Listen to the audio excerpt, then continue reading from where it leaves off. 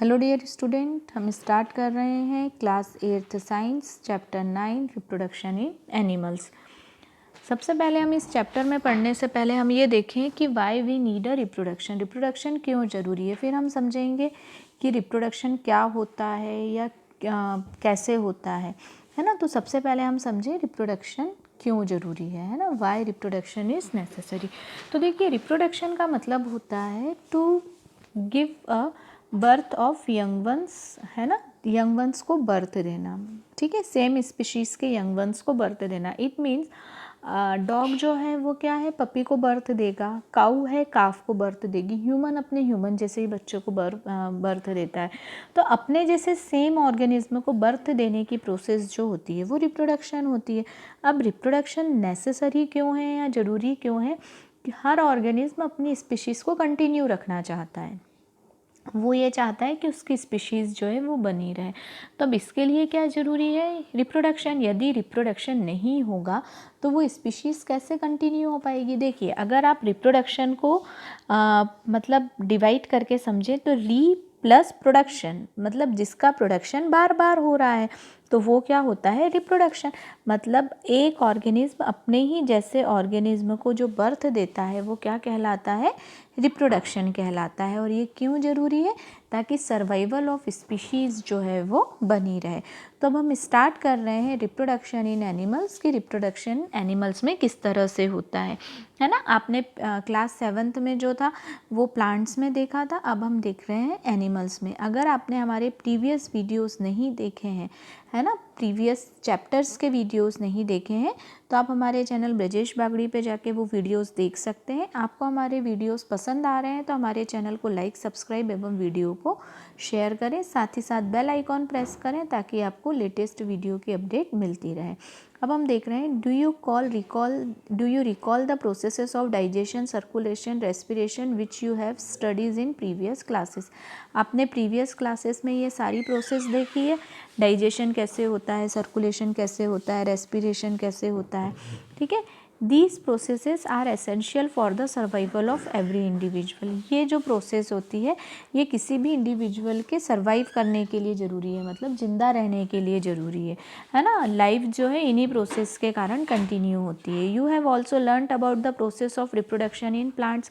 आपने plant reproduction के बारे में भी प्रीवियस क्लास में पढ़ा है कि किस तरह प्लांट्स में रिप्रोडक्शन होता है। Reproduction is essential for the continuation of species. वही बोला, किसी भी स्पीशीज़ को कंटिन्यू रखने के लिए रिप्रोडक्शन बहुत ही ज़रूरी है।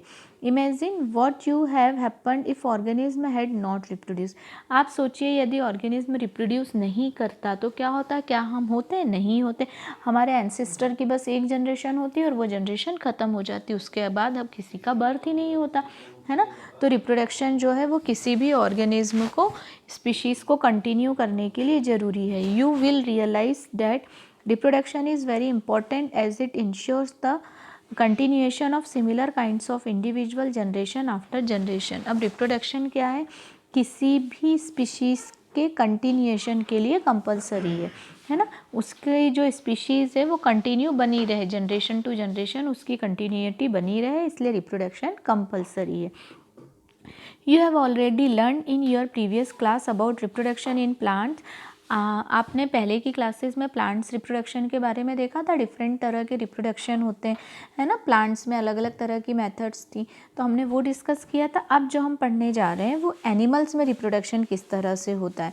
तो हम उसको पढ़ने से पहले सबसे पहले तो देखें कि मोड्स ऑफ रिप्रोडक्शन क्या होता है, मतलब कि टाइप्स ऑफ रिप्रोडक्शन क्या होता है, कितने टाइप के रिप्रोडक्शन होते हैं।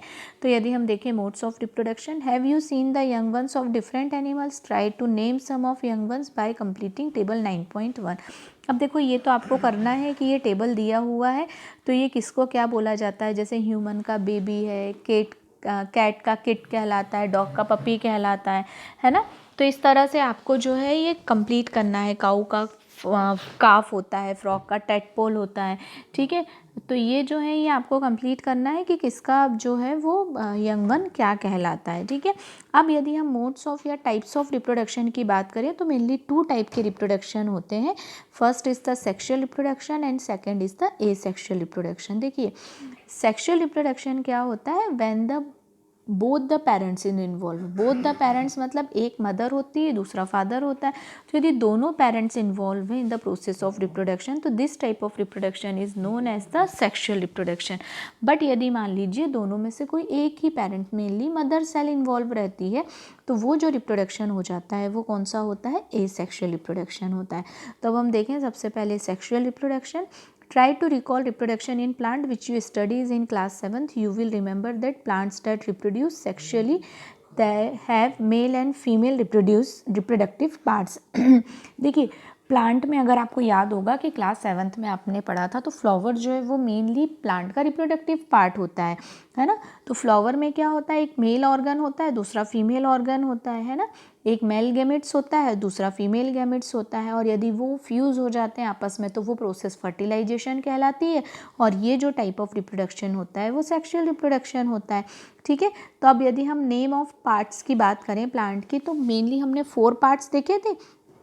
एक जो था वो सीपल्स था, सबसे नीचे वाला ग्रीनिश पार्ट, देन द पीटल जो कलरफुल पार्ट था प्लांट का, एंड्रोशियम जो था वो मेल ऑर्गन था, ठीक है ना, मेल गैमेट्स था, और गाइनोशियम जो था वो फीमेल गैमेट था। ऐसे 4 पार्ट जो थे वो प्लांट में थे। In animals also male and female have different reproductive parts और ऑर्गन। अब जिस तरह से प्लांट में डिफरेंट तरह के पार्ट्स थे मेल एंड फीमेल में, उसी तरह एनिमल्स में भी अलग अलग पार्ट्स होते हैं मेल एंड फीमेल में, ठीक है ना। अब ये एनिमल्स टू एनिमल डिपेंड करता है। जिस तरह से हमने प्लांट में देखा था कि कोई फ्लावर ऐसा था जिनमें दोनों मेल एंड फीमेल एक ही फ्लावर में प्रेजेंट थे, और कुछ ऐसे थे जिनमें मेल अलग था फीमेल अलग था। ठीक इसी तरह ऑर्गेनिज्म में भी ऐसा होता है। कुछ ऑर्गेनिज्म ऐसे होते हैं जिनमें दोनों पार्ट्स प्रेजेंट होते हैं मेल एंड फीमेल दोनों, और कुछ ऑर्गेनिज्म ऐसे होते हैं जिनके मेल अलग होते हैं और फीमेल अलग होते हैं। तो ऐसे ऑर्गेनिज्म जिनके मेल और फीमेल एक ही ऑर्गेनिज्म में हो, मतलब मेल पार्ट भी उसी सेम बॉडी में हो और फीमेल पार्ट भी, ऐसे ऑर्गेनिज्म जो है वो क्या कहलाते हैं, बायसेक्सुअल कहलाते हैं। जिस तरह से फ्लावर बायसेक्सुअल कहला रहा था, ये ऑर्गेनिज्म भी क्या कहलाते हैं, बायसेक्सुअल। लाइक अर्थवर्म, अर्थवर्म में एक ही ऑर्गेनिज्म में मेल भी प्रेजेंट रहता है और फीमेल भी प्रेजेंट रहती है, तो वो जो ऑर्गेनिज्म होते हैं वो बायसेक्सुअल। बट यदि हम हायर क्लास ऑफ ऑर्गेनिज्म की बात करें, मेनली मैमल्स में बात करें, बर्ड्स में बात करें, तो यहाँ मेल अलग होता है और फीमेल अलग होती है।